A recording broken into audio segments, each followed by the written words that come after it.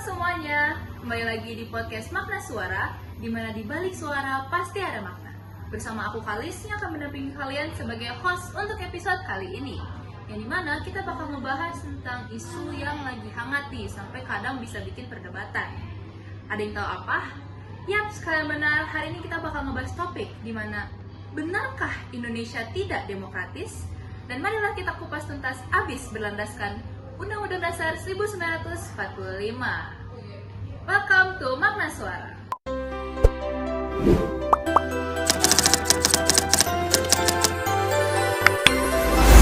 Nah, sekarang di sini kita udah kedatangan narasumber pertama kita, yaitu Halo semuanya, kenalin aku Farizal. Oke, salam kenal Farizal. Selamat datang ya di podcast Makna Suara. Baik, jadi lanjut ke pertanyaan segmen pertama. Jadi Ijal, menurut kamu demokrasi itu sebenarnya apa sih? Menurut ke pasal 28E ayat 3 Undang-Undang Dasar Negara Republik Indonesia tahun 1945. Dan FYI aja itu yang udah diamandemen. Berbunyi, setiap orang itu berhak atas kebebasan berpendapat, berserikat. Selanjutnya kita masuk ke segmen 2, di mana sayangnya narasumber kami tidak bisa hadir. Jadi kita akan lakukan podcastnya secara online ya. Yang nanti kita bakal video callan bareng sama narasumbernya, yaitu Kirana, yang juga bakal ngebahas tentang pelaksanaan demokrasi di Indonesia itu gimana, ngebahas berita-berita terkini yang nanti akan dijelaskan lebih lanjutnya oleh Kirana. Baik, Kirana, selamat datang Kirana. Halo semuanya, perkenalkan nama saya Kirana Adelia Maeswari.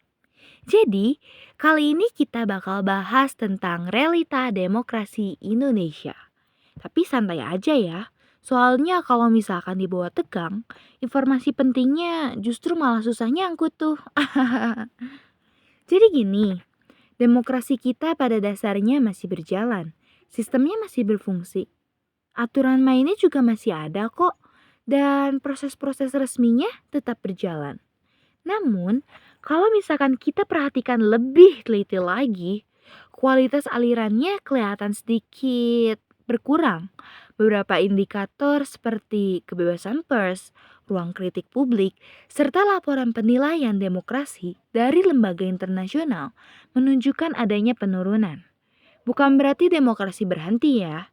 Hanya saja jalurnya terasa lebih berat dari sebelumnya. Lalu, demokrasi itu idealnya bergerak secara responsif, kayak reaksi yang muncul ketika suara publik bertemu dengan proses pengambilan keputusan. Tapi, realitasnya sekarang memperlihatkan adanya hambatan tertentu. Ruang dialog jadi lebih berhati-hati. Sebagian kritik mengalami filtrasi tambahan. Dan energi yang dibutuhkan untuk menyampaikan pendapat terasa lebih meningkat. Prosesnya tetap ada kok, hanya saja tidak secepat atau seluas biasanya. Kalau misalkan kita analogikan lebih luas, demokrasi bisa dilihat seperti makhluk hidup. Secara struktur masih lengkap, ada institusi, ada regulasi, ada juga peran masyarakatnya. Namun, daya tahannya sedang menurun, sistem menjadi lebih sensitif, lebih mudah terganggu oleh tekanan, dan membutuhkan perhatian ekstra agar tetap stabil.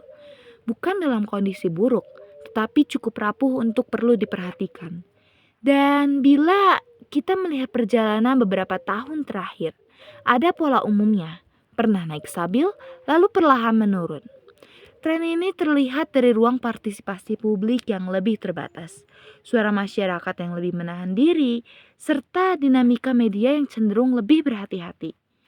Ini bukan kejatuhan drastis, namun cukup untuk membuat kita bertanya, ke arah mana sih grafik tersebut sedang bergerak? Pada akhirnya, demokrasi kita belum hilang, hanya saja kualitas yang mengalami penurunan. Sistem tetap bekerja, hanya outputnya tidak sekuat dulu. Pertanyaan pentingnya bukan siapa yang salah, tetapi bagaimana semua pihak dapat berkontribusi agar kualitas demokrasi kembali menguat. Karena pada akhirnya ujungnya sederhana aja kok. Demokrasi bertahan kalau ada yang terus menjaga. Tidak hanya pemerintah, tidak hanya kelompok tertentu, tetapi seluruh masyarakat yang menyadari bahwa kebebasan berekspresi dan partisipasi publik adalah fondasi yang harus dirawat bersama. Cukup sekian dari saya. Sebelumnya mohon maaf bila saya tidak bisa hadir ke tempat dikarenakan ada kendala teknis. Kembali lagi kepada Kalis. Terima kasih. Oke, di sini kita udah kedatangan narasumber ketiga kita, yaitu Halo, nama apa? Oke, salam kenal Hasan, selamat datang ya. Oke, aku langsung mau nanya nih ya. Menurut kamu, kalau dibanding antara teori demokrasi versi Undang-Undang Dasar yang tadi tuh Iga jelasin di segmen 1 nih, dibanding sama Indonesia nih sekarang praktiknya, menurut kamu udah masuk ke demokrasi substansial atau baru di level prosedural nih? Jawab ya.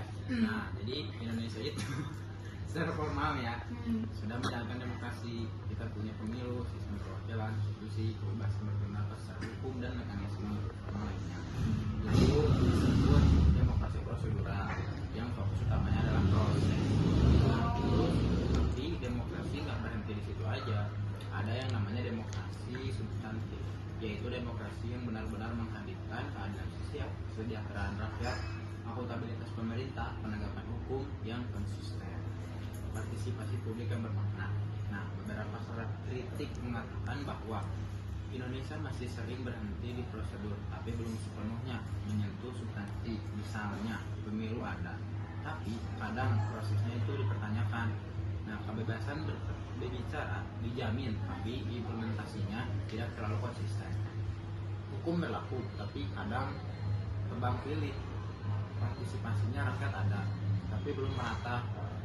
Tapi penting dicatat, ini bukan berarti Indonesia bukan demokrasi, melainkan demokrasi yang sedang terus berproses. Memperbaiki kualitasnya, demokrasi itu harus diuji terus, bukan diterima begitu saja.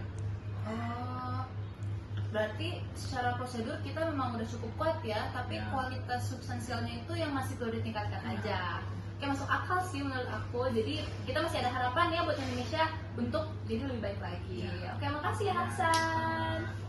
Sekarang kita sudah masuk ke segmen 4, yang dimana setelah tadi kita bahas tentang konsep demokrasi, realitanya, dan tantangan substansial, sekarang kita mau lihat ke arah depan nih, lebih ke apa yang bisa kita lakukan untuk memperkuat demokrasi Indonesia. Nah, untuk itu kita sudah kedatangan narasumber keempat kita, yaitu Halo semuanya, aku Reta. Di segmen ini aku mau bahas beberapa langkah penting yang bisa bikin demokrasi Indonesia lebih kuat dan lebih sehat. Oke, jadi yang pertama itu ada penegakan hukum lembaga seperti KPK, kepolisian, dan peradilan itu harus terjaga independensinya. Kalau lembaga hukum kuat dan adil, rakyat otomatis lebih percaya sama pemerintah. Karena demokrasi itu nggak akan jalan kalau hukum tumpul ke atas dan tajam ke bawah.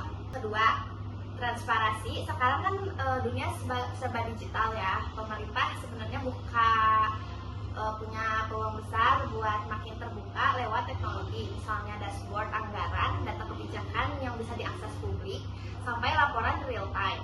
Kalau masyarakat bisa ikut mengawasi, otomatis peluang korupsi dan penyalahgunaan kekuasaan makin kecil.